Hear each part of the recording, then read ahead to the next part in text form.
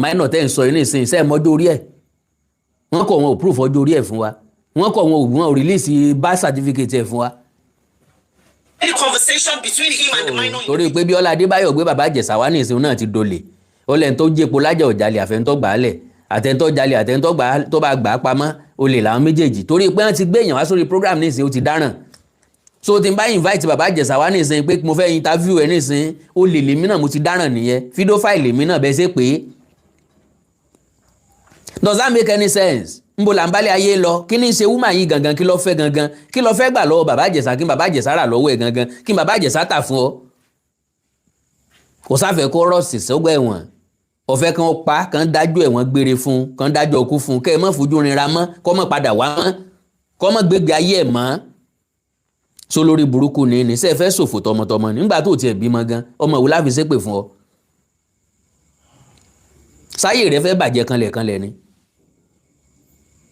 kò ṣe ẹ ló ṣe wọ́n ti dájọ́ ẹ̀wọ̀n fún ó ti ṣẹ̀wọ̀n ó ti wá padà dé kí wá ní wọ kí ni ìṣòro ilé ayé yín ṣé ẹ fẹ́ kó gbélé ayé mọ́ ni ẹ lè lọ yanjú ẹ̀ fúnra yín ẹ expect kíjọba ọ̀ràn lẹ́wọ̀n gbére tàbí kan dájọ́ ọkú fún wọn dẹ dá fún ẹ̀yin gẹ́gẹ́ lọ dá fún fúnra yín báyìí bàbá Ìjẹ̀ṣà jáde tàìtì jáde oníkàwọn iléèwé tí wọ́n láwọn stúdẹ̀ǹtì tán wọ́n láwọn ọmọ kéékèèké kan máa tọ́jú àwọn ọmọ wọn o jíjáde tó jáde òun ṣé yóò lọ mọ́ só ti báyàn kan ṣàṣepọ̀ lórí fíìdì rí ni ṣé yóò lọ mọ́ báwọn ọmọ kéékèèké ní skul wọn yóò mọ́ báwọn ṣàṣepọ̀ ni. ìṣòro princess yìí ò yé mi rárá.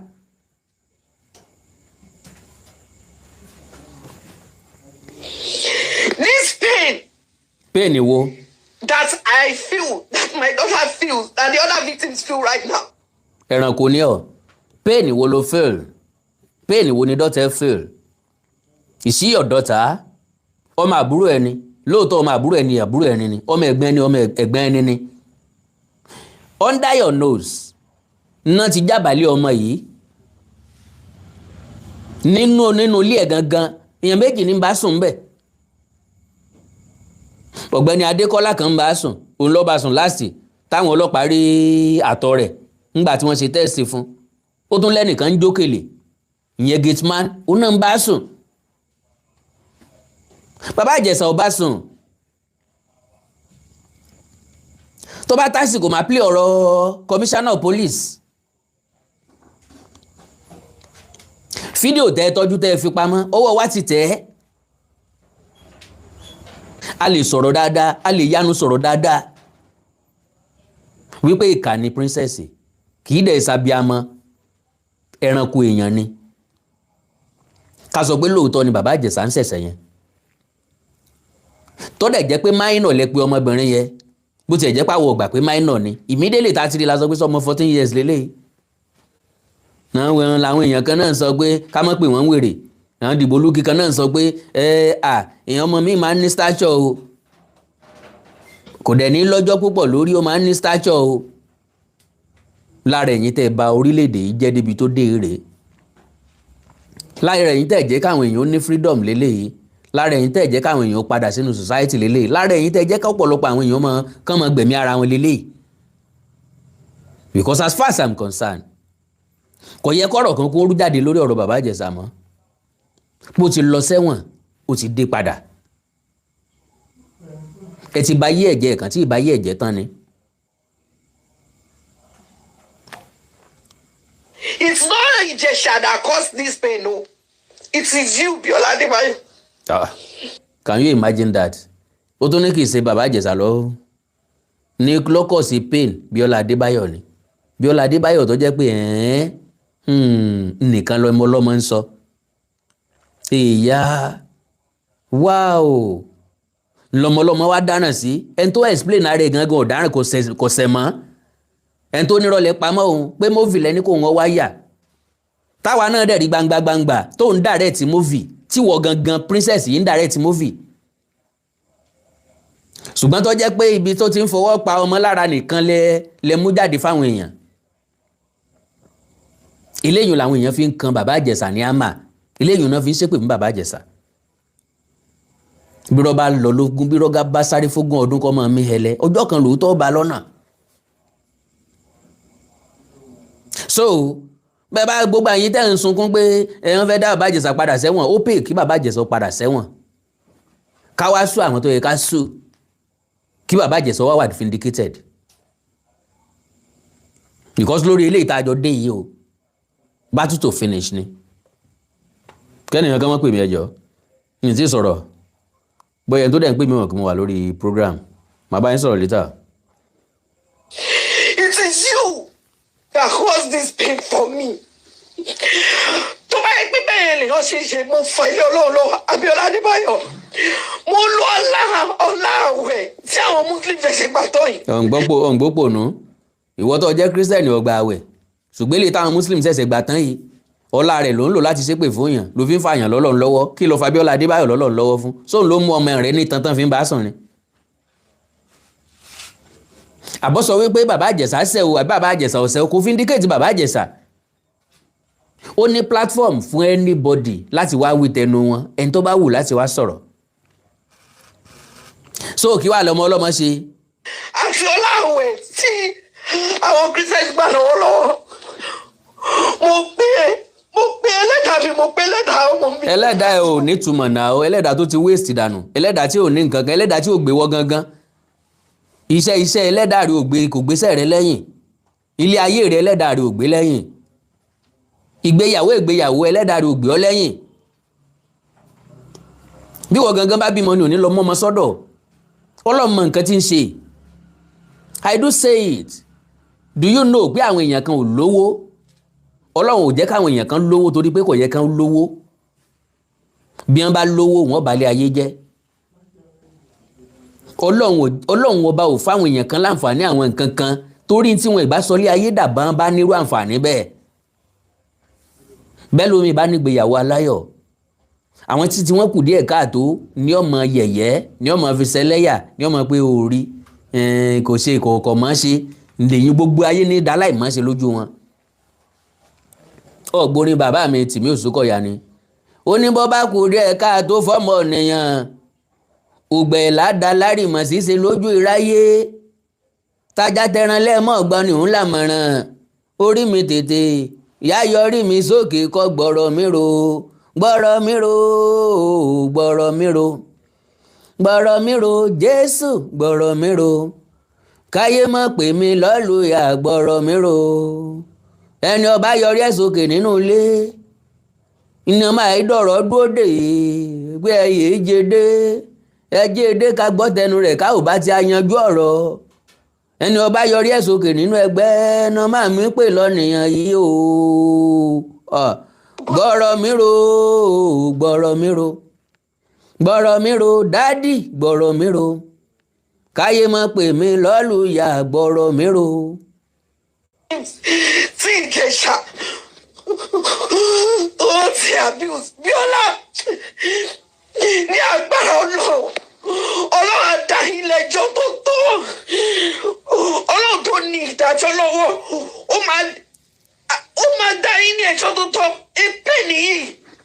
ó sì ń pẹ́ẹ́nì kankan bí ó Canada ni wọ́n lọ wà pẹ́ẹ́nì wo lọ wà tó wà ní Canada ọmọ tó ń sunkún torí èyí sóò mú lọ Canada òun ló fi sì kejì ara ìwọ gangan ò lè gbé bọ́dì òun lọ rán lọ sókè tó rán lọ sódò ó ti wà lọ́dọ̀ ẹ fọ́dún 7 àbí kó tó pé 14 years ó ti wà lọ́dọ̀ ẹ before 7 years old ń ló ti ń gbé lọ́dọ̀ ẹ ńláǹfààní tó ṣe fọ́mọ ọ̀hún bó bá jẹ́ mi ní ọbọ̀ sí ń lọ Canada ó tòwe tiẹ̀ náà yọ tẹ̀lé ọ lọ Canada sọ tẹ̀lé ọ sóò mú lọ kí wàá lẹkún òfò tó ń sùn ẹ dá padà fún yẹ̀ náà ni ẹ fi pàǹtà jí ẹ sọ pọ̀nbẹ́nu ńgbẹ̀ ti yọ tinú ẹyin jẹ́ ẹjà àgbàdo ara ẹ̀ tẹ́ ẹ sọ sùkú àgbàdo nù ọmọ kéèké wọn fún ọ ó kù lọ́dọ̀ rẹ wọ́n fún ọ lábàálẹ́ǹdì ó kù lọ́dọ̀ rẹ kò lábàálẹ́ǹdì mọ́ àwọn tí wọ́n ń bẹ́ńlé rẹ wọ́n sọ di kẹ̀kẹ́ wọ́n ń gùn bó ṣe wù wọ́n ọdẹ mọ̀ nípa rẹ̀ ó rìpọ́ọ̀tù wọn fọlọ́pàá ò gbégbèsè kankan ń bẹ̀ ẹ wá sẹ́ẹ̀tì bàbá Ìjẹ̀ṣà up bàbá Ìjẹ̀ṣà tí ò dó tí ò fà tí ò tọ́ bọ̀ ẹni ń bọ ọmọ wà lọ́dún 14 wọ́n fi kọ́kọ́rọ́ já kínní díẹ̀ ń bọ̀ wá pọ̀ ọmọ ọdún 14 ẹ̀ wá ní wọ́n minor ni wọ́n ń fọwọ́ jẹ́là àwọn ọlọ́pàá wá ṣèwádìí wọn ní ìwádìí táwọn ṣe ó ní ilé broken kínní pé ó ẹ̀sẹ̀ jábálé ìyẹn ṣẹ̀ṣẹ̀ ń san padà wọ́n dẹ̀ ní wọ́n rí àtọ̀ lára ẹ̀ ǹjẹ́ ta lọ́bọ̀ ọ̀sùn ó ní Adékọ́lá kan ni ọlọ́pàá dẹ̀ arrest Adékọ́lá ọ̀hún wọ́n fi sí the same cell pẹ̀lú bàbá Ìjẹ̀ṣà wọ́n jọ fẹ́ charge wọn sí kóòtù ni Adékọ́lá òun lòun sọnù ọgbà ẹ̀wọ̀n ń bẹ̀ ń pé bọ́n bá charge wọn sí kóòtù yàwá máa gáàsì o torí pé òun ò bá minor dàpọ̀ òun ò bá minor lò pọ̀ adult ló ń bá lò pọ̀ pé ọmọ tí wọ́n ń sọ̀rọ̀ rẹ̀ yìí ṣé minor mọ ní Instagram page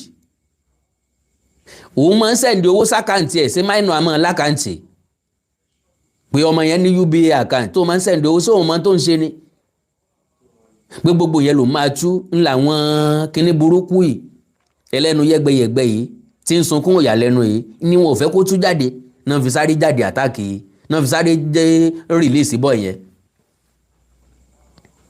náà fi sáré rìlíìsì ẹ̀ wọ́n ti mọ̀ pé yóò táṣírí látọdún tí wọ́n ti wá sọ pé wọ́n ń ṣẹjọ́ wọ́n béèrè ọjọ́ orí yìí birth certificate ẹ̀dà wọn ò rí mọ́lẹ̀ ńbọ̀lẹ́ bí sí wọn ò sọ nǹkan kan ọmọ tí gbogbo àjọ ń wò kì í sọ ọmọ ọdún 14 lóòótọ́ ọmọjọ́ ọmọ ọdún 14 ọjọ́ ọmọ ọdún 14 kò sọ pé kéèyàn assault sexually torí kálukú ló ní freedom ẹ̀ ọ̀pọ̀lọpọ̀ àwọn ọmọ tí wọ́n fipá bá lò pọ̀ wọn kì í sábà wà òkè mọ́ majority wọn ò kì í fẹ́ rọ́kùnrin mọ́ oríṣiríṣi wọn la come across oríṣiríṣi wọn la ti bá sọ̀rọ̀ rí so majority àwọn ìyá òfò rẹ̀ yìí tí wọ́n láwọn ń ṣe human right náà ṣe human right kankan human right tó bá ti wà sentimental tó bá ti wà bias eléyìí ò ṣe human right mọ́ eléyìí ò ṣe pé èèyàn ń jà fẹ́tọ̀ ọmọnìyàn mọ́ no audio kẹ̀.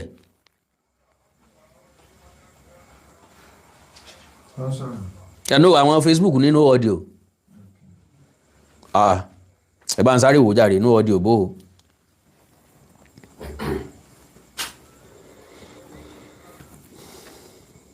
no audio báwo.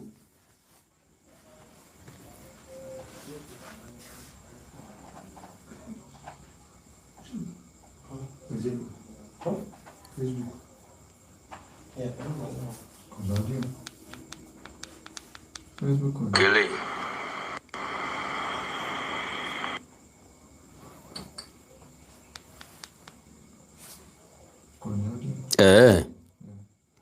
Kí ló dé?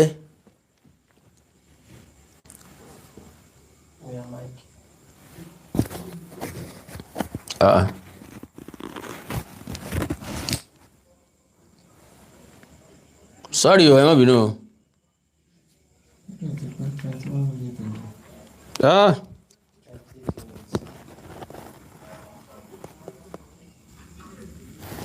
Báyìí ńkọ́? Hello.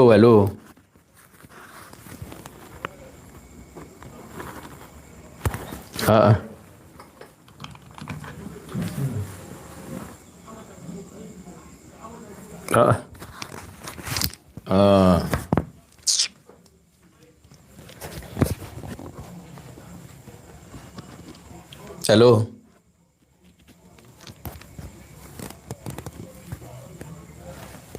Okay now.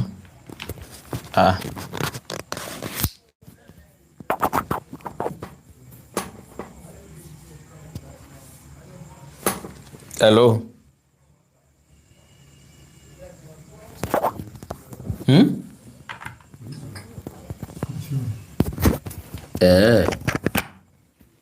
Ẹ̀yin tí YouTube sẹ́yìn ń gbọ́ mi.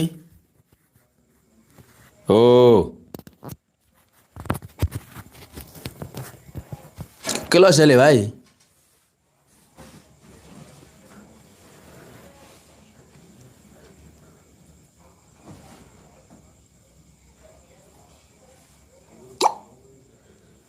Hello.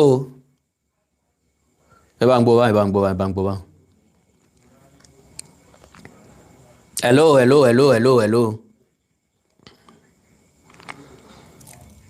So. Ijesa kọ́ ló cause mi ní pain o. Ijesa kọ́ ló bí Ọlá Adébáyọ̀ ó fi igi ó fi gún ojú ọ̀gá mi. Ṣé Facebook ni?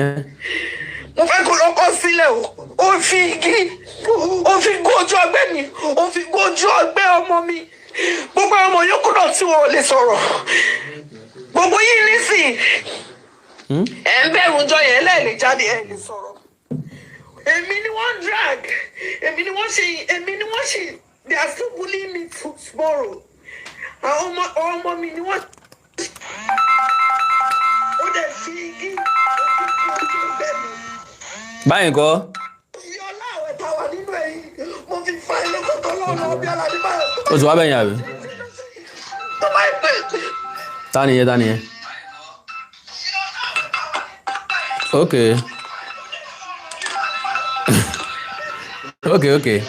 Ok, ẹ jẹ́ kó lọlẹ̀. Alright, sorry.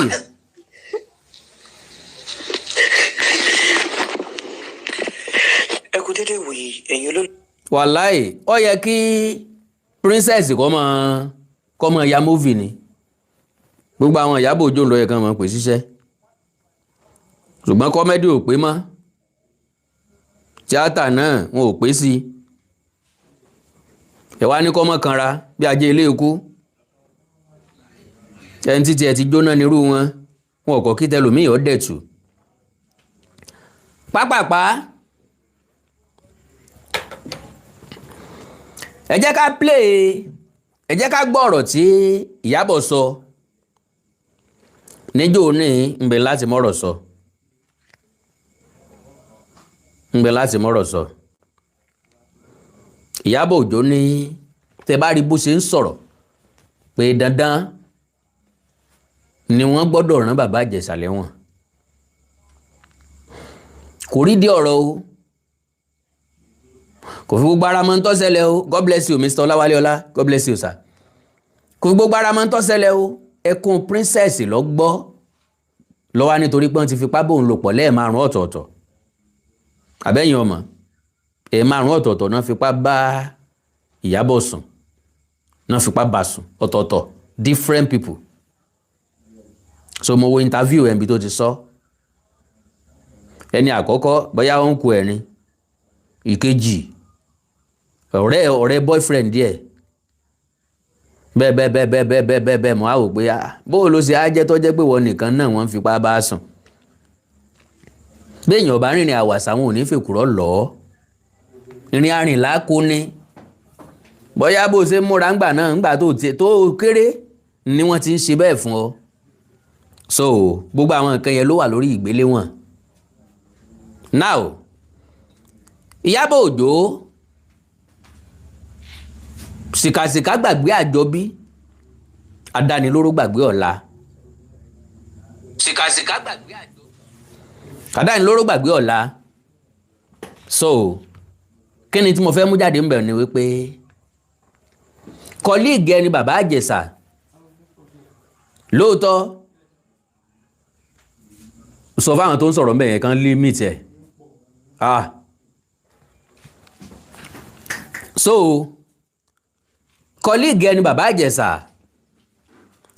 nbí Yorùbá máa ń sọ wípé èèyàn máa lẹ́ni tí máa ń dàbò bòyàn wọn á lọ sínú líla díẹ̀ dẹ̀tú ọdẹnu o bó bá ṣe bí àparò ní yọ̀ọ̀bà yín oko lọ o n tí wọ́n gbìyànjú àti sọ́ńbẹ̀ ni wípé ó ṣẹ̀ síbi tọ́sẹ̀ sí ni o ó ṣe ilé ni ó bọ́ sí ilé ni ó jẹ́ tí mo mọ̀ ni ó jára ilé mi ni o ó jẹ́ èèyàn tó súnmọ́ mi ni o tó bá jẹ́ èèyàn tí ò súnmọ́ mi tàbí tí mi mọ̀ wáyé tàbí tí mi lè trust ńlọ bá ṣerú nǹkan tó ṣẹlẹ̀ yìí ń bá mọ nǹkan tí ń bá bà fà Ìyábọ̀ Òjó ọ̀wọ̀ ẹ̀yìn wò rárá bàbá Ìjẹ̀ṣà wọn ó sì máa sọ̀rọ̀ ní tiẹ̀ yóò gbé ṣé Ìyábọ̀ Òjó product mi ni product ẹ lọ takò ọ yìí ọ̀rẹ́ ń bẹ́nu ọ̀tá ń bẹ́nu ọ̀rẹ́ ni adánilóró ń bẹ́nu àwọn èèyàn gidi so Ìyábọ̀ Òjó ń fọ́kà níjọ́ náà lọ́hùn ẹ̀já gbọ̀n tó wí.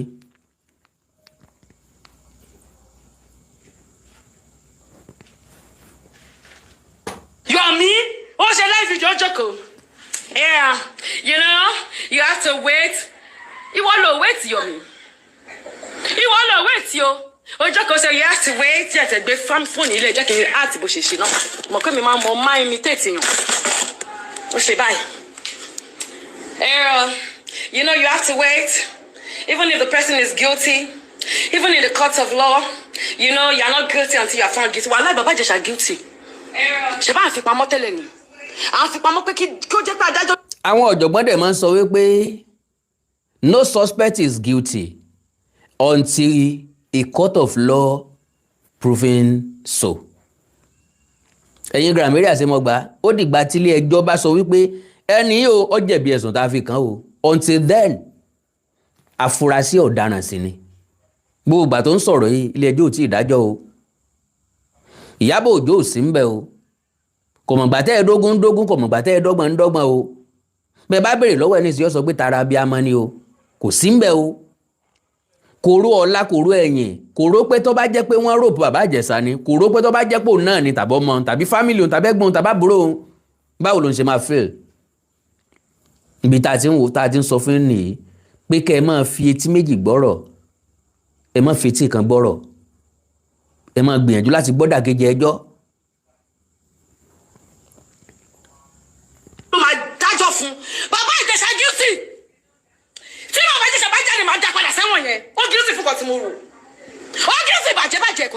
Bàbá Ìjẹ̀ṣà guilty tí Bàbá Ìjẹ̀ṣà bá jáde máa dá padà sẹ́wọ̀n yẹn Bàbá Ìjẹ̀ṣà guilty sí nǹkan tí mo wò ó guilty bàjẹ́ sí nǹkan tó wò kì í ṣe nǹkan tó rí kì í ṣe nǹkan tó wà ń bẹ̀ kì í ṣe nǹkan tó sojú ẹ̀ ṣùgbọ́n sí nǹkan tó wò torí n tó wò ní táyé fẹ́ ní táwọn tó gbé síta fẹ́ káyé orí kì í ṣe ń tó ṣẹlẹ̀ gangan àwọn ògbé ń tó ṣẹlẹ̀ gangan jáde kó lè wà on record torí òní kọ́ torí ọ̀la ni.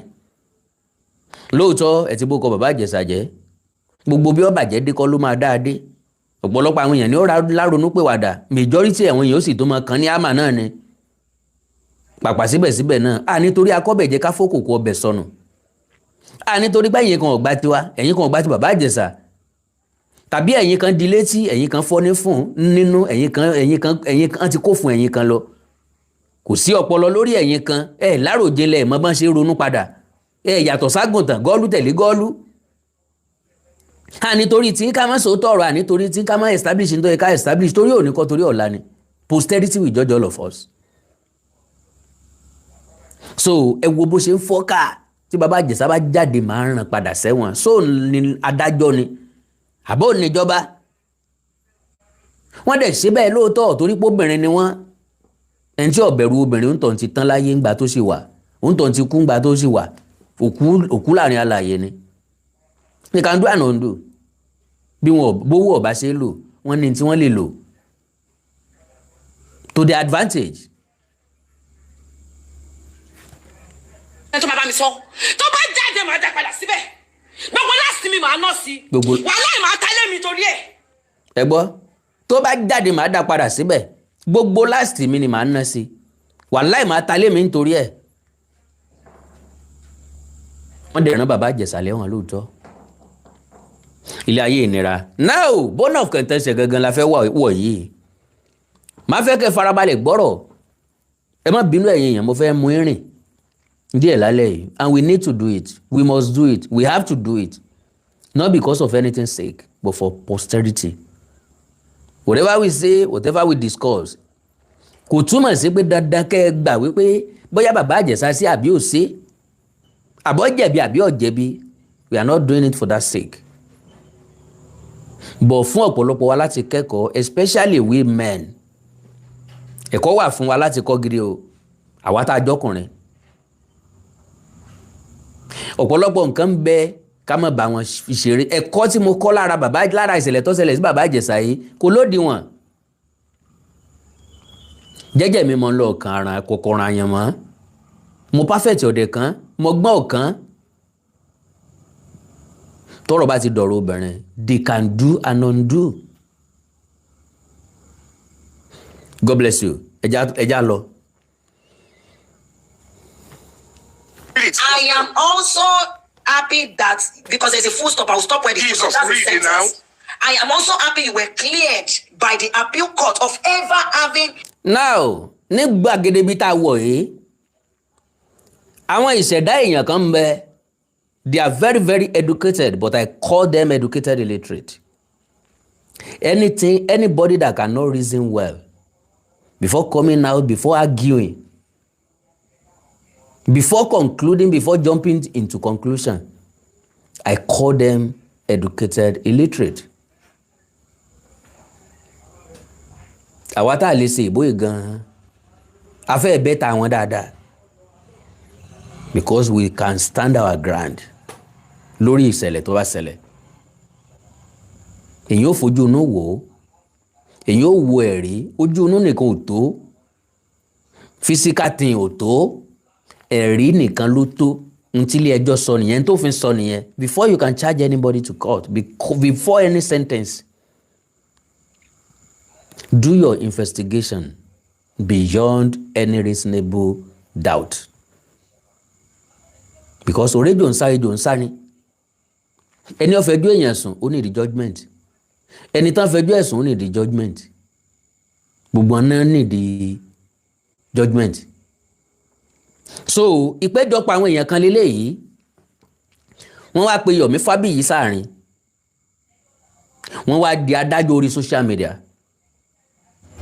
Ẹ farabalẹ̀ gbọ́ o, ọ̀jọ̀gbọ́n lẹ́yìn o. NCXDEFILE NECHILD/MINOR. Kí lẹ ń ṣe yìí? No, mi lè pé mi fẹ́ pé against child/minor lẹ́sọ̀. Kí ló tẹ̀lé pé gbogbo ẹ̀kọ́ lè máa sọ concession àti Okay, child/minor. But the problem I have there is the word cleared. Now, this is that 2013, 2014 was when the girl was 7-year-old, which the Attorney General said it was set aside to. And the only accusation then that it penetrated that girl and he was cleared of it. How does that different to this? He used a different language, I used a different language to say the same thing.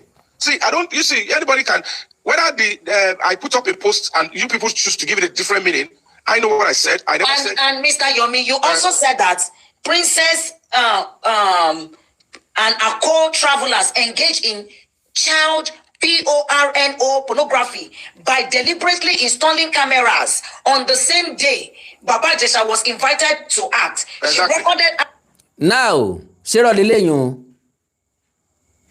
kò sí bàbá tàbí ìyá kan tó ní ọpọlọ tó gbọ́n tó máa sọ pé ókè o, bóyá ọmọ ẹni bóyá délé nìsín, ọmọ wa sọ fún wa wípé teacher mi o, ó ń fọwọ́ pa mí lára o, tàbí ọ̀nkú kan lẹ́gbẹ̀ẹ́ lé o, tàbí ẹni tí wọ́n ní kí n dúró tì o. Because I do tell parents, ẹ dákun tọmọ yín bá ti ń dàgbà díẹ̀díẹ̀, wọn ò lọ́jọ́ lórí ṣùgbọ́n wọ́n ti ní ẹ̀yà ara wọn ti ń jẹ jáde bí ọyàn ti ń jẹ jáde. Ẹ má fi wọ́n ti ọkùnrin bí tó bá dé ní school, don't trust anybody. Àgbàlagbà ni, ọmọdé ni, young boy ni, don't trust anybody with your children, especially female children, please. Tàbí lẹ́nìkan wá jókòó ọjọ́kùnrin ọgbọ́mọ yín obìnrin lẹ́sẹ̀ yín wá ń pè níyàwó mi wá ń bá ṣeré, stop it. Now, kò wá sí bàbá kan tàbí ìyá kan tí ó wá sọ pé torí pé ọmọ délé ọmọ sọ bẹ́ẹ̀ láwa sọ pé ọmọ yẹn la fẹ́ fi dẹ ẹni yẹn, àwa fẹ́ tí àwọn ọmọ méjèèjì mọ́lé for more than 30 minutes pé gbogbo tí bá ń ṣẹlẹ̀ kan máa rìkọ́ọ̀dù ẹ̀. One, tó bá jẹ́ pé lóòótọ́ ní bàbá Ìjẹ̀ṣà ṣe tó mẹ́lẹ́tò pẹ̀lú ọmọdébìnrin yìí, ṣé mo gbẹ́ tí rìkọ́ọ̀dù ẹ̀, ṣé náà lè máa present gẹ́gẹ́ bí evidence? Does that make any sense to anybody? Ntí Yomi Fabiyi tó ń argue against lélẹ́yìí, táwọn kìíní ọ̀jẹ̀ sọ̀rọ̀ àwọn adájọ́ orí social media tí wọ́n nígbàgbọ́ pa wọn lágbára, ẹ máa rí bí wọ́n ṣe ń sọ̀rọ̀ authoritatively bí ẹni pa àwọn náà gbọ́dọ̀ pàṣẹ fún ìwé ìbọn ṣe ń bá Yomi Fabiyi sọ̀rọ̀, and I love that man. Our foster daughter was sexually abused. Mr. Exactly. Yomi, Emma Bilenisuru, did you watch the video?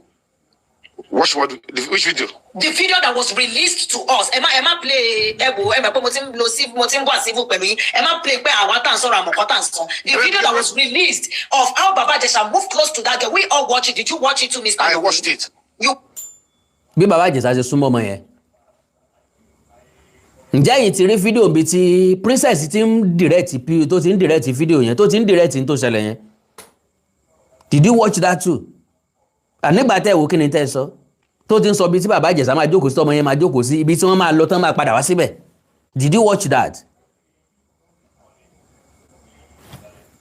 Watch it, right? So Baba Ijesa stood up and looking here and there. Why was he looking here and there when he was in that house? Okay, thank you. Number one, I don't know what was playing in Baba Ijesa's mind as at that moment. Hold on. No, it's not been lied. Now, this is it. My own area of concern, which is the child pornography. Miss Young, you asked that I pointed on child pornography. It's quite unfortunate that as knowledgeable as you claim you are, you're still trying to dodge the fact that there was a deliberate and premeditated attempt by the complainant to install a camera to record how a minor, according to her, if the girl was truly 14, when she was sexually abused. And it was recorded. There is no excuse for that. Because even at the trial court, the police vehemently, they distance themselves and deny that they have no knowledge and they were never part of that organized crime, that recording of sexual activity of a child or a minor. And that is the area I'm talking about. And if you choose to look at the content of a recording and not want to discuss about the act that a parent will want to see how a child is, where the duty and the role princess have at that time is to protect the child from any abuse. She placed her in that house. She puts the camera. She wants to see what she wants to record. And these are the things and the vices that you want us to be quiet about and only speak about the end product. Don't belong to that school of thought. It's quite a shame that when the justice system was going to be looking into this matter, they were selective on sentiment. Okay, let's just talk about where people want to say sexual abuse on children. And when you see somebody else telling you that, how can you prepare all of this? You invited him to come to where a minor is. You put a camera down. You prepared this meal. And the same question I expect honest mothers to look at is, how do you prepare your child to go through PTSD? You want your daughter to be traumatized. I want to ask you this question now. And this disgusting position, you don't want us to stand by it. Let Olu go. Give me a hard time. This is very important. What is this? It's okay to pray that way. Olu, do you want more thing? Do you want If to you look go into parental negligence, all these things that you don't look at is this. The Lord. Now, ṣé gbọ́ nǹkan tí ẹni yẹn ń sọ fún? Wọ́n sọ fún Yomi Fabiyi pé ntọ́mọ yẹn go through, ọmọ Yomi Fabiyi máa go through ẹ̀. Seri, how length people can go on any issue. Ntí Yomi ń sọ ni wípé wọ́n ní kọ̀lọ̀kọ̀lọ̀ wọ̀lú ọmọ adìẹ ní ń jẹ àbí adìẹ ní ń jẹ. Ṣé torí pé kọ̀lọ̀kọ̀lọ̀ wa máa ń jẹ adìẹ ká wá kó gbogbo adìẹ tá ti ń sìn látọdún mọ́dún oṣù mọ́ṣù ká kúkú wá kó lẹ̀dí kọ̀lọ̀kọ̀lọ̀ pé kó máa wá jẹ. Ẹni yìí o ìkookò ní ajégun jẹran ni o. Ṣé tó bá ti wá fẹ́ dé àní kó àwọn ẹran wa ńlẹ̀ kó má bàa fi jẹ sáàtì ẹran sí lẹ́nu ni. Ọ̀dà ẹlẹ́ni yìí o ń bọ̀mọdé ṣeré ń bọ̀mọdé sùn ń bọ̀mọdé dàpọ̀. Sáwà mú ọmọdé náà á filẹ̀ fún ẹni tí a ti mọ̀ wípé kòkò ajégun jẹran ni. Àlàáfẹ́ fi dán wò bóyá yóò jẹ àbí ò ní jẹ. Tó bá jẹ ńkọ́ kí la sọ? Experience wo là ń fún ọmọ tá a filẹ̀ dé kókò? Ẹ̀kọ́ wo là ń kọ́? Tẹ́ bá wo fídíò yẹn dáadáa ẹ máa rí pé ọmọ yẹn wà remorseful because tí wọ́n ní kó ṣe ní ṣe. To the best of my understanding, do you know pé princess ti kọ́kọ́ lu ọmọ yẹn ńgbà tó ọmọ yẹn ò ṣe tí wọ́n ní kó ṣe dáadáa. Why? Because ọmọ yẹn ń rò lọ́kàn guilty conscience ń dà láàmú. Ẹ máa rí pé ó feel reluctant gbogbo nǹkan tó ń ṣe tí wọ́n ní kó heart wípé why tán fẹ́ ṣerú ẹ̀ fún bàbá Ìjẹ̀ṣà. Why tẹ́ máa foníjà sílẹ̀ tẹ́ máa gbá lápẹpẹ lójú. Ọ̀tọ̀lẹ́ntọ́sẹ̀ ọ̀tọ̀lẹ́ntẹ́ ní kó máa jìyà rẹ̀. Ọ̀tọ̀lẹ́ntí ń bọ̀ mọ́ sùn ọ̀tọ̀lẹ́ntẹ́ fẹ́ fìyà ẹ̀ jẹ. Ntí Yomi Fabiyi ń sọ lélẹ̀ o tí wọn ò jẹ́ ó wí tí wọn ò jẹ́ ó délẹ̀ tí wọ́n hàn pọ́nkán àwọn adájọ́ orí social media. Ẹ máa gbọ́rọ̀. Used to accuse Baba Ijesha under the Lagos State.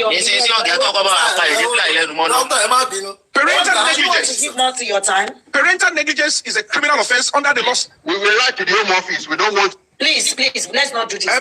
Now, ẹgbọ́n tí ẹni yẹn sọ, we will write the Home Office.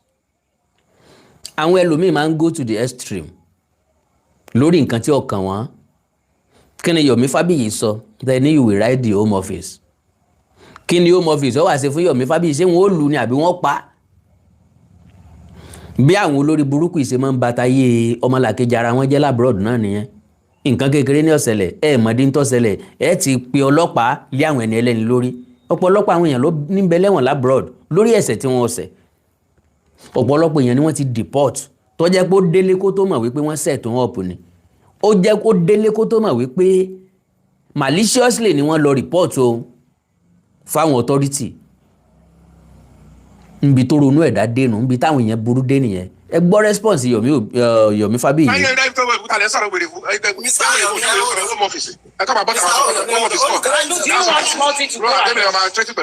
No, àwọn wo ló ń ṣe wèrè, Mr.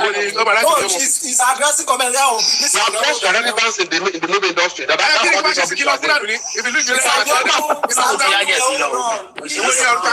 Can you imagine? You have lost your relevance in the film industry. Bí ẹni pa wọ́n ni wọ́n àti fíìmù Yomi Fabiyi. Bí ẹni pa wọ́n náà sọ di ntọ́dà. Bí ẹni pa wọ́n náà jẹ́ ọjẹ́ ntọ́jẹ́. Ẹnìkan ṣoṣo ní sọ̀rọ̀ yẹ o. How much more ká ní majority èèyàn ní sọ bẹ́ẹ̀? Ta wá ni ó dé èèyàn mọ́ nílé ayé? Igi ilé ọ̀dà ẹ̀yọ́ ná, tọ̀hún ọ̀dà ẹ̀yọ́ ná, eléyìí ń ṣe ìfín ẹ̀yọ́ ná. Èwo nínú ẹ̀ ló máa mú nǹkan tá à ń ṣe jìnnà? Look at how people act. You have lost your relevance. Ẹnìkan individual ni òun nìkan ni o. Ó ń gbẹnu majority èèyàn sọ̀rọ̀. Ṣẹ́gun.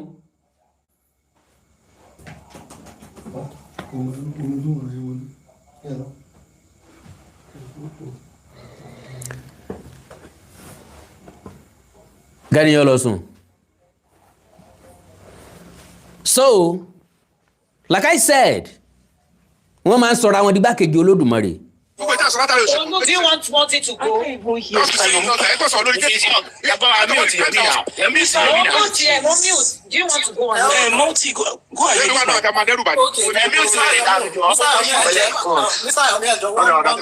Ẹ gbọ́ idiot kan tó ń sọ̀rọ̀ lábẹ́lẹ̀. Ẹ̀mí ò ti wèrè dànù jọ. Yomi Fabiyi náà ló ń báwí o. Social media ti kẹran mérò. Social media fa oríṣiríṣi ẹ̀gbin àtàrí fífọ́ pọ̀lọpọ̀ èèyàn.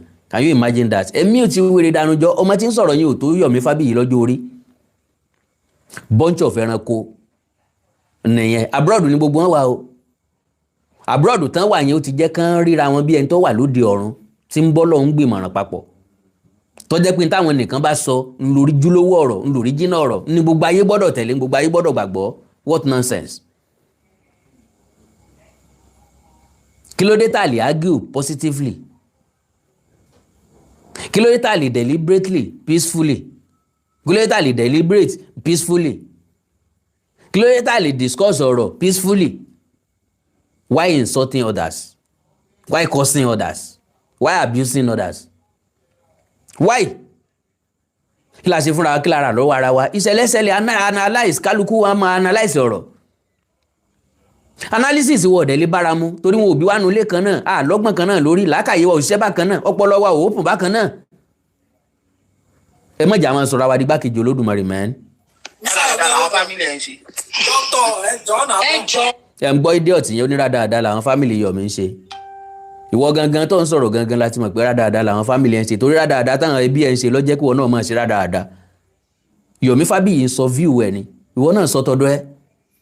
We are not going to fight and curse ourselves, please. Isidoka is not there, and she would not like it. Can you mute Mr. Yomi? I've muted him. I'm muting him. You can see I'm muting his own. Why would they mute you? Everybody else mute when you want to speak, Mr. Yomi. Have some decorum. These are actually trace in Bibai, so have some decorum. Maybe go my mute. Muting is not a big deal. Muting and water for here. Multi, go ahead. Okay.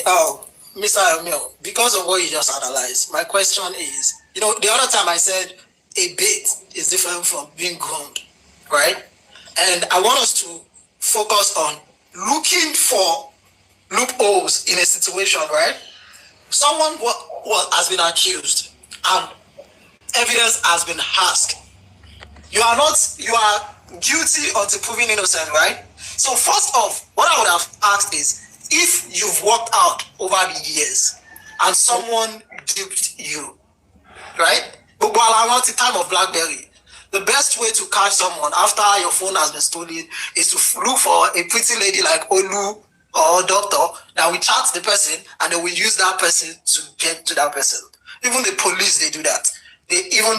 Now, ntẹ́ni ń gbìyànjú láti sọ òní wípé bàbá fẹ́ mọ̀dàràn tó ń try láti beat òní wípé ó jẹ́ ọmọdé ni wọ́n lò kọjọ́ ọmọdé ni wọ́n lò ntí wọ́n sáfẹ́ mú nìkan fẹ́ mú bàbá Ìjẹ̀ṣà kí wọ́n fẹ́ mú bàbá Ìjẹ̀ṣà fún ká lè yàn ṣe nǹkan 7 years ago àwa jà ní 7 years ago àjà ní 6 years ago àjà ní 5 years ago àjà ní 4 years ago àjà ní 3 years ago àjà ní 2 years ago àjà ní last year ìsìnlá ẹsẹ̀ wá jà lórí tó ṣẹlẹ̀ ní 7 years ago ìsìnlá ẹsẹ̀ wá fẹ́ wádìí lórí tó ṣẹlẹ̀ ní 7 years ago. Does that make any sense to anyone? irú èèyàn wo la jẹ́ kí ló mú wa dákẹ́ látọdún 7 sẹ́yìn sọdún 7 sẹ́yìn náà láti mọ̀ ní àbá ẹsẹ̀ mọ̀ ní ìsìn kí wá ní ìjà òfò tá wá ń jà ní ìsìn. Kódà ọmọ kékeré mọ̀ wípé ó lọ́wọ́ kan nù náà o gbogbo àwọn nǹkan tẹ́ ń ṣe yìí lọ́wọ́ nù náà o ejò lọ́wọ́ nù. Find a way. They even send their investigators that they send to someone just because they need evidence to prove that this person is what they said he is.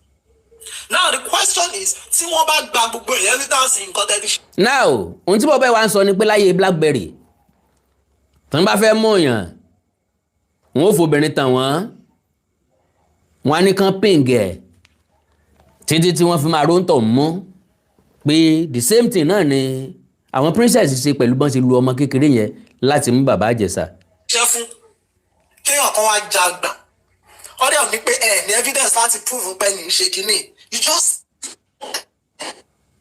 to back your proof ṣé ẹ ní wá bait láti mú ẹni yẹn because this girl you keep saying that she was a minor she was groomed she was groomed right groomed or not groomed groomed or not groomed Mr. Yomi hold on groomed or not groomed this girl the video indicates that this guy has been in the act right. He looked around over everywhere. Bá Ìjẹ̀ṣà wo everywhere n tó ń sọ nìyẹn. Ó dé ọmọ yẹn ló ṣílẹ̀kùn fún. Ọmọ yẹn kọ́ ló ṣílẹ̀kùn fún. Kẹ́ni tí ń sọ̀rọ̀ yìí ó gbọ́ mi dáadáa. Bàbá Ìjẹ̀ṣà wọlé àwọn èèyàn bíi 5 ló wà nínú ilé nígbà tí bàbá Ìjẹ̀ṣà wọlé. Wọ́n ṣàlàyé nǹkan tí wọ́n ṣe. Àwọn èèyàn tó kù jáde ó kù princess nìkan princess fẹ́ jáde ó padà síbẹ̀ ó wá ń fọwọ́ júwe fún wọn níbi tán ti máa jókòó bọ́n ṣe máa wọlé bọ́n ṣe máa jáde padà kó tó di pó jáde ọmọ yẹn lọ tilẹ̀kùn padà ni ọmọ yẹn ò ṣe dáadáa ni princess ń sọ princess ti kọ́kọ́ nà án bàbá Ìjẹ̀ṣà ló ń béèrè lọ́wọ́ ẹ̀ ń pé kí lóye tó na ọmọ ọlọ́mọ ó sọ pé òun ti ń kọ́ ní kinní tó fẹ́ ṣe yìí láti bí odidi ọ̀sẹ̀ kan bí ọjọ́ 5 lòun ti ń kọ́ ní tó fẹ́ ṣe yìí pé yẹ kó lè hàn tiẹ̀ dáadáa nìyẹn wá sọ wípé lílù kọ́ ni wọ́n fi máa ń persuade ọmọ láti act some ti ń heart tẹ́ẹ̀tẹ́lẹ̀ ni ó ní no ẹ fẹ́ kó heart ẹ tún wá lù ú so lè mẹ́gbàá dání kó sọ pé kí bóore pọ̀ wá jẹ̀kọ́ ni o mẹ́gbàá dání òun pàjá bóore pọ̀ bóore pọ̀ bóore pọ̀ bóore pọ̀ bóore pọ̀ bóore pọ̀ wàá gbà yá gbà wàá gbà wàá gbà wàá gbà wàá gbà wàá gbà wàá gbà wàá gbà ní ajá oúnjẹ lóòótọ́ ajá wa rẹ̀ gbà ṣé yóò wà súnmọ́ ọ yóò tàdí ni yóò máa jùrù níbi tó ti ń tàdí so gbogbo bá àsọdẹrí amẹsẹ kọ lọ gbogbo akọ́lagọ̀ gbogbo akọ́layàkà gbogbo akọ́laya abiagba yàtọ̀ sábíàmọ́ ntí wọ́n rí ni pé bàbá Ìjẹ̀ṣà wọ̀ tún wò sí àwọn tó jáde kúrò nínú ilé ṣe wọ́n rí wọn because ibi tó ti ń fọwọ́ pálá nìkan lẹ rí níbi tí princess ń direct fíìmù tán fẹ́ yà were you there gbogbo fídíò ẹ̀ la máa fi hàn ọ́ and again gba tí gbogbo yín bá ti wá rí fídíò yẹn àbí gbà tẹ́ rí fídíò yẹn kí ni reaction yín ẹ̀tún lọ́yẹ̀ kan pa bàbá Ìjẹ̀ṣà náà ni àbí. ó ti ẹ̀ tí ìjókòó tán ara ẹ̀ ò tí ì balẹ̀ that means that this. ó ní bàbá Ìjẹ̀ṣà ò tí ì jókòó tán ara ẹ̀ ò tí ì balẹ̀ no òpònú lẹ́ni tí ń sọ̀rọ̀ yìí bàbá Ìjẹ̀ṣà ti jókòó dáadáa wọ́n ti ṣàlàyé ọ̀rọ̀ fún dáadáa kó tó di páwọn tó kù bọ́ta. ṣùgbọ́n ìgbà tí wọ́n fẹ́ show fídíò fún wọ́n kọ̀ síbi tí wọ́n fẹ́ lò wọ́n wá fast ẹ̀ asá máa rí slow motion bí slow motion ṣe wà náà ṣe máa ń fast fídíò náà wọ́n wá fast fídíò yìí ó wá dàbí ni pé bàbá Ìjẹ̀ṣà sáré wọlé bàbá Ìjẹ̀ṣà sáré jókòó no ó farabalẹ̀ rìn wọlé wọ́n jọ jókòó gbogbo wọn jọ sọ̀rọ̀ àwọn tó kù dúró síwájú kámẹ́rà wọ́n ṣàlàyé nǹkan tí ó ṣe. Surely that has that specific day. In fact, I will tell you with my friends. That was an edited video. How do you want to prove it that it was edited? Let him answer. Now, thank you for you raised a very serious point, which I concur with you in some aspect. Like I said, it's quite important for us to understand that to isolate an incident in a serious case like this, there will still be misjudgment. Now, first thing I would actually say is that on no account, the debt we owe every child is protection. Even animals will not even subject their child to abuse or any attack. And we must understand in a civil society, no matter who you are, whether you are a judge, you are a law enforcement, you are a parent, you're duty bound to ensure that any sight of abuse coming towards your child, if you know in advance, the best and the only thing you should do is to protect the child. Now, asking the girl to wait, don't forget that Princess, the evidence was presented. Princess invited Baba Ijesa to come and act movie. It's kids inside the house. And whatever it is, they have... tẹ́ ẹ bá mọ̀ pé bó ṣe rí nìyẹn màá ka ọ̀rọ̀ Princess fún níbi tó ti sọ wípé I lure Baba Ijesa to my house to come and act a movie. Ó sọ ní court. Ó ló invite Baba Ijesa kó wá act movie. Ó ṣe wá di ọ̀rọ̀ pé wọ́n fipá báyàn lò pọ̀ ńbẹ̀. Ẹ jẹ́ á máa farabalẹ̀ jọ̀ọ́. Whatever it is they have as a relationship before then. It's quite clear and crystal clear that the girl waiting in that house, in that particular spot, was premeditated also by Princess. Nobody should do that if truly the girl was actually a minor. Please don't do it. Don't put any child or any innocent child that cannot make decision for themselves, don't put them in such a precarious situation, no matter how sentimental or emotional you want to be, no matter the evidence you want to gather. It is evil, it is wicked to want an innocent child to go to suffer PTSD. If you care so much about that girl, you don't want her to go through it again. Now you place her in an environment that she will suffer PTSD again because you an adult want to gather evidence. It is but that video proves that Baba Ijesa has been touching the girl before. That was... See, the right thing to do for Princess, for the sake of future, if you know that any child has been sexually abused, please report immediately to the police. You will see the best they can make out of it. No, Monty, hold on, because hold on, Monty. I want to Monty, Mr. Yomi, that going the route, reasons why. Was that video admissible in court, yes or no, Mr. Yomi? We're not illiterate here. Was the video admissible in court, which means did the judge allow that video to be used as evidence, yes or no, Mr. Yomi? It was admissible. Thank you. Hold on. So what if it was admissible? That means legally it was okay. How she went about collecting the... Now, ntẹ́ni ń try láti prove. Ó ní wípé fídíò tá à ń sọ̀rọ̀ nípa rẹ̀ yìí, ṣé wọ́n gbà ní kóòtù àbí wọn ò gbà ní kóòtù? Yomi Fabiyi ni wọ́n gbà ní kóòtù. Ó ní tán bá gbà ní kóòtù ó túmọ̀ sí pé ó wà legally approved. Ń pé ilé ẹjọ́ gbà wípé ó tó fún ẹ̀rí, tàbọ́ yẹ fún ẹ̀rí, tàbọ́ tọ́ fún ẹ̀rí. Now let us tell you. Ńgbà tí wọ́n béèrè lọ́wọ́ àwọn Princess àbí tán béèrè lọ́wọ́ àwọn ọlọ́pàá ń pé ṣé gbogbo footage yẹn nìyẹn, ṣé gbogbo recording yẹn náà ni gbogbo tán play yẹn tí ò jù ṣẹ́jú kan lọ tàbí tí ò tó ṣẹ́jú kan. Àwọn ọlọ́pàá jẹ́ kó yé wa wípé nẹ́tíwọ̀kì ọ̀dà ṣé nẹ́tíwọ̀kì wá da láíláí kí ló dé tí wọn ò béèrè fún the whole n tó ṣẹlẹ̀ pápátá. So now in the course nbi tí Princess ti ń pe editor wọn wípé fídíò tó send yẹn àwọn ní ìdìbò míì nìyẹn ti ṣe mistake send ibi tá a ní lọ́wọ́ yìí tí ẹ̀rí gangan wà wípé Princess ń direct movie. Bàbá Ìjẹ̀ṣà ṣàtẹnumọ́ pé fíìmù wọn ní kò ń wáyà, fíìmù wọn ní kò ń wáyà, fíìmù wọn ní kò ń wáyà, majority wọ gbàgbọ́. Ó wá jáde ó ń sọ̀rọ̀, majority yín sọ pé kó panu mọ́, pé kò yẹ kó sọ̀rọ̀, ó yẹ kó dákẹ́ ni, kò sí yẹ kó sọ̀rọ̀ bó bá jẹ́ yín náà ńkọ́, ṣé ẹ dákẹ́ irú ẹ̀. Ẹ já sáré gbọ́rọ̀ ìtàn pápápá. Evidence, Mr. Yomi, was okay. We are not literate. Emma, you are a lawyer. If I'm saying something wrong, please correct me.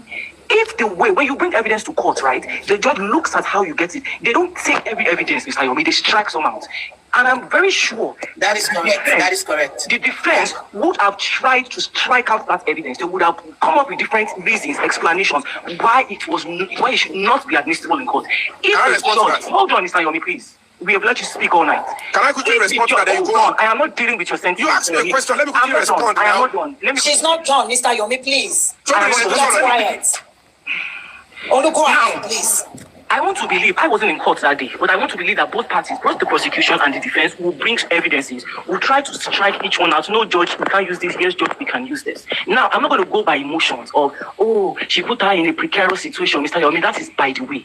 What we are dealing with is fact. Jesus, You that is want by us the to way. deal with yes, it's by the way. Don't write Mr. that Yomi. my son here. Yes, LB, Mr. Yomi, this because is by the way judge now. It's allowed obvious. that evidence. To use a child, a minor. And we're not illiterate. The judge allowed it. Can we allow the host to talk, please? Can we allow our host to talk? Madam Sisi, I have to go now. I need to pray. So it's like the way to start using children. Hold on. Host, go ahead. Host, ma'am. I have one question. I don't know. I wasn't here before. I didn't hear anything. But I just want to go by one thing that is just said. That the mother of the child puts that child in at risk with the way he collected the evidence. So I am not here to argue that. But I just have one question for Mr. Yomi. If that bait, like you said, they put that child at risk to get that bait and everything. If that thing was set up, and at the end of the day, when they eventually went to check that video or the what is it called that was put there, the video, and when they get there, all he was doing is just sitting down, waiting for Princess to come back, or maybe just have a chat. Now, Mr. Adebayo Steve, there is no kó jẹ́ kọ́pọ̀lọpọ̀ nǹkan hàn sí wa. That is it. 2 seconds, whatever you want to call it, video. Is this man behind me? Was he in the video, Mr. Yomi? The one you saw that Princess brought was. Can you imagine àwọn adájọ́ ake àwọn chief judge orí social media nǹkan béèrè ni wípé nínú fídíò tá a rí o ṣé bàbá Ìjẹ̀ṣà wà ńbẹ̀ àbí ò sí ńbẹ̀ ńgbà bàbá Ìjẹ̀ṣà wà ńbẹ̀ ńkọ́ kí ni circumstances tó gbé bàbá Ìjẹ̀ṣà débẹ̀? Did you know? Bàbá Ìjẹ̀ṣà was invited. Ó wà lábẹ́òkúta location ló wà tó ti ń sáré bọ̀ lé princess. Were you aware of that? Àdẹ̀ní kẹ́ mọ́ sọ jargons mọ́ torí òní kọ́ torí ọ̀la ni torí ìgbà tí ọkàn yìí tàbí tí ọkàn bíi ti náà tẹ́yìn náà máa ké jáde tẹ́yìn rẹ̀ nìkan tí ó dá yín lò tẹ́yìn rẹ̀ nìkan tí ó wà on your side. Everybody máa against yín kẹ́ wá fìlẹ̀ bó ṣe mọ́ rí lára. This man in that video. I am not talking because Baba Ijesa is my family or because he is my brother. I am talking generally. Tó bá jẹ́ lómi náà mo máa jáde against náà náà. Mo máa jáde in support and against àwọn èèyàn kan nìyẹn. Láti ìgbà tó ti wà lẹ́wọ̀n, did I say anything? Ńgbà tó jáde, did I say anything? Lẹ́yìn pé mo congratulate ẹ̀ pọ̀ jáde. Ó ti jáde ní ìsàtìmọ̀ tó bí oṣù bí mélòó kan nísìnyí. Mo panu mọ́ mò ń ṣètò mi lọ, mò ń ṣe nǹkan mi lọ. Ńgbà tí wọ́n mú ti Bíọ́lá Adébáyọ̀ gbọ́ ni mo ní kí n jáde in support, in solidarity for that woman. Ló tún wá prompt mi láti tàn mọ́ ìmọ́lẹ̀, wá ìmọ́lẹ̀ sí wádìí dáadáa lórí ọ̀rọ̀ tó ṣẹlẹ̀ yìí. Ẹni tí nǹkan ṣẹlẹ̀ sí òun ṣe tó wà ní distance sí mi. Ńgbà wọ́n kọ́kọ́ gba béèlì ẹ̀ ń jò ní ó sọ gbogbo nǹkan tó ṣẹlẹ̀. Commissioner of police sọ̀rọ̀ ó ní kó ní kéèsì olówó available ó ní kò ń ṣe rape. Olówó available ló jẹ́ kán release Bàbá Ìjẹ̀ṣà. But torí pé àwọn wèrè ẹlẹ́kùn yìí wọ́n lọ protest níwájú pàǹtí. Olórí burúkú ẹlẹ́kùn yìí Iyabo Òjó àti kinní kan tí ń gbèrè l'Adetoun náà lọ sunkún ṣẹlẹ̀ hàn kí gbogbo wọn lọ́lẹ́nu gbogbo wọn ló ní followers náà lọ sunkún wájú pàǹtí o ńlọ jẹ́ kán tó Bàbá Ìjẹ̀ṣà gbé o ńlọ jà wọn náà dúró pé wọ́n gbọ́dọ̀ rán Bàbá Ìjẹ̀ṣà lẹ́wọ̀n sẹ́. Is that a life? Sílé ayé nù ni. Àṣírí tí wọ́n wá gbọ́dọ̀ tú. He was in the video. Was the minor in the video? In the video. Was there? Minor tẹ́ ń sọ yìí nísìnyí sẹ́ mọ́jú orí ẹ̀. Wọ́n kọ̀ wọn ò proof ọjọ́ orí ẹ̀ fún wa. wọ́n kọ̀ wọn ò release birth certificate ẹ̀ fún wa. Any conversation between him and the minor in the video? There was conversation. Was there a touch between him and the minor in the video? Now, this is where my own. Kí ló prompt touch yẹn? Ṣé ọ̀rọ̀ tó ti síwájú touch? Kí ló dé tán mute voice nínú fídíò? Kí ló dé tán ò jẹ́ ká gbọ́ gbogbo nǹkan tó ṣẹlẹ̀ nínú fídíò? Why the audio was mute? Why the audio was muted? Ẹ̀yin grammarian ká má ṣe èbó sọ. Àwọn ògbé èbó kò sì ti tọ́kàn mi pẹ̀lú èbó. N bá ti gbọ́ Yorùbá ó ti tó mi. Ká má sọ tátàtà. N tí n bá sọ tẹ́ ẹ bá tó bá ti yé ẹ ṣé o. Ǹjẹ́ ó bá ti yé ń fi Yorùbá gbé. Position is this. Hold on, ma. If you don't want to listen to other people's perspective, you are isolating this case. I don't want to listen, sir. Listen. If you don't want to listen to other people's perspective, you are isolating the issue. You are isolating the case. Now, woman yìí sọ pé kì í ṣe pé òun fẹ́ gbọ́ other people's perspectives. But tí Yomi Fabiyi lòun ò fẹ́ gbọ́, ó ṣe ní fẹ́ gbọ́ tí Yomi Fabiyi tó wà nígbọnú kéèsì gangan. Ẹni tó wà ńbẹ̀ ńgbà tó ṣẹlẹ̀, ẹni tó lọ sí kóòtù, ẹni tó lọ sí ọgbà ẹ̀wọ̀n, ẹni tó ń relate pẹ̀lú bàbá Ìjẹ̀ṣà, ẹni tó ń sọ̀rọ̀ pẹ̀lú àwọn lọ́yà, ẹni tó gba lọ́yà fún. Who else do you want to listen to? Torí pé ẹ̀fẹ̀ gbàláyé tẹlòmíì mọ́ tí ẹ̀yin ọlọ́gbọ́n ayé orí social media adájọ́ aké ǹtẹ́ bá ti sọ náà ní gbogbo ẹ̀ gbọ́dọ̀ jẹ́ final wọ́n dẹ̀ máa sọ̀rọ̀ with authority. I just asked you some questions. I have answered you. Yes. Wait. Now, this is it. The two things that are missing. It doesn't matter if that video is 20 minutes. Mr. Yomi, ẹ máa gbọ́ o ẹ tó lóun wà educated lélẹ̀ ó ní it doesn't matter if the video is more than 20 minutes. Say 20 minutes ó yàtọ̀ sí 1 minute. Say content tó wà nínú 20 minutes ló wà nínú 1 minute. Kí nǹkan jẹ́ 20 minutes or 30 minutes kéèyàn wá yọ 1 minute ńbẹ̀ ó túmọ̀ sí pé ń tẹ́ni yẹn fẹ́ lò lọ́yọ̀ jáde. Ní Yorùbá fi sọ wípé ẹ ń bá sọ pé òwú ò tẹ́rù ẹ wí fún pé wọ́n tí ó fi tanná nìkan ló mú. Òwú tẹ́rù a sì máa dáni lọ́rùn a máa sẹ́ni lọ́rùn béèyàn bá fura a máa wọni lọ́rùn.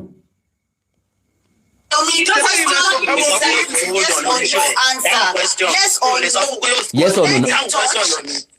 Yes or no náà fẹ́ kó sọ wọn ò fẹ́ kó mú fíù tiẹ̀ jáde wọn ò fẹ́ kó àgíù fíù ẹ̀ yes or no ni wọ́n fẹ́ kó sọ wọ́n ti sọ di dàbí wọ́n ti sọ di gbẹ̀wù dání n tá a bá sọ sásọ pé bẹ́ẹ̀ ni àbí bẹ́ẹ̀ kọ́.